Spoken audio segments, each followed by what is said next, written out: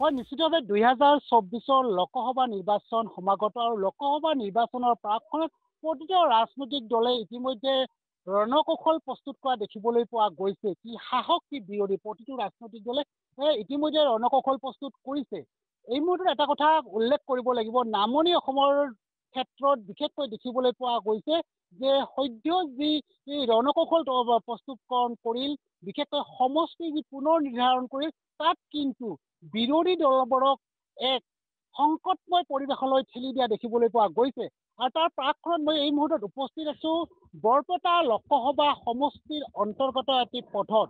আৰু বিশেষকৈ ক'ব লাগিব পূৰ্বতে সমষ্টি পুনৰ নিৰ্ধাৰণ হোৱাৰ পূৰ্বে মই যি স্থানত উপস্থিত আছিলো সেয়া আছিল বৰপেটা লোকসভা সমষ্টিৰ এই এটা পথ। আৰু এই মুহূৰ্তত মই ক'ব লাগিব বঙাইগাঁও জিলাৰ যোগীঘোপাৰ ঔডুবি চম্পাৱতী নৈ একমাত্ৰ দলং, যিখন দলঙে ক'ব লাগিব বঙাইগাঁও জিলা আৰু ধুবুৰী জিলাৰ মাজত সংযোগ কৰে। আৰু সেই দলংখন বিশেষকৈ ক'ব লাগিব লোকসভা নিৰ্বাচনত, বিগত লোকসভা নিৰ্বাচনত বৰপেটা লোকসভা সমষ্টিৰ সাংসদ আব্দুল খালেক ডাঙৰীয়াই এই স্থানত উপস্থিত হৈ প্ৰতিশ্ৰুতি দিছিল এই দলংখন নিৰ্মাণ কৰি দিব। কিন্তু 5টা বছৰ উকলি গ'ল। তাৰ পিছত খালেক ডাঙৰীয়াই কি কৰিলে, কি নকৰিলে, এই সমষ্টিবাসী ৰাইজ মোৰ সৈতে এই মুহূৰ্তত উপস্থিত আছে। মই পোনে পোনে জানিব বিচাৰিছো আপোনাৰ পৰা, এই মুহূৰ্তত আব্দুল খালেক ডাঙৰীয়াক যদি আপুনি 10 নম্বৰৰ ভিতৰত কিমান নম্বৰ দিব? একচুৱেলি মাৰ্ক দিয়াটো প্ৰশ্নই নুঠে, কাৰণ তেখেতে নিৰ্বাচনৰ সময়ত কৈ গৈছিল যে এই দলংখনৰ তেওঁ সম্পূৰ্ণৰূপে দায়িত্ব ল'ব, কিন্তু আজিলৈকে নিৰ্বাচনত জয়ী হোৱাৰ পিছত তেখেতে এতিয়ালৈকে আমাৰ ইয়াত অহা নাই। গতিকে মাৰ্ক দিয়াটো প্ৰশ্ন নুঠে।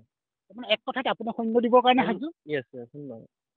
যদি এই দলংখনক বাদ দি সমষ্টিৰ কথা যদি আমি ক'ব বিচাৰো, যিহেতু অকল দলংখন নহয়, এই অঞ্চলটোত আপোনালোকে যিহেতু আছে, সমষ্টিৰ উন্নয়নৰ ক্ষেত্ৰত আব্দুল খালেক ডাঙৰীয়াৰ ভূমিকা কেনেধৰণৰ?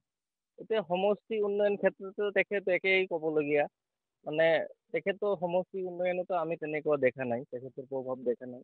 তেখেত নিৰ্বাচনত জয়ী হোৱাৰ পিছত বিভিন্ন সময়ত মেল মিটিঙত আহিছিল, যদিও কিন্তু উন্নয়ন আমি দেখা নাই তেখেতৰ। মই এজন জ্যেষ্ঠ সাংবাদিক আছে, বা সাংবাদিকগৰাকীৰ পৰা কিছু কথা জানিবৰ কাৰণে যত্ন কৰিম।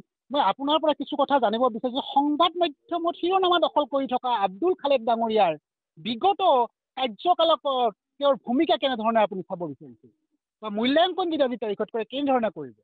আচলতে ক'ব লাগিব যে আমাৰ যিটো সমষ্টি দক্ষিণ অভাৱপুৰীয়া আছে, এইটো সমষ্টি উন্নয়নৰ ক্ষেত্ৰত তেখেতৰ বিশেষ ভূমিকা নাই। তেখেতে সময়ে সময়ে কৈ থাকে যে মই লজিষ্টিক হাব কৰিছোঁ, অমুক কৰিছোঁ, তমুক কৰিছোঁ, কিন্তু দেখা গৈছে যে সেইটো হ'ল কেন্দ্ৰীয় চৰকাৰৰ এটা অৱদান। তেখেতৰ কি আছে ইয়াতে, সেইটো এই দলংখন যিটো আপুনি কৈছে, এই দলংখনৰ কাৰণে আমি বহুত যুদ্ধ কৰি আছোঁ। 2015 চনত যিটো চেংচন হোৱা 480 RM যিটো দীঘল হ'ব লাগিছিল, এইটো বালাডোবা সমষ্টিত কিমান উন্নয়ন হৈছে এয়া ৰাইজৰ প্ৰতিক্ৰিয়া। ধন্যবাদ জনাইছো খাদেমুল হুছেইনক।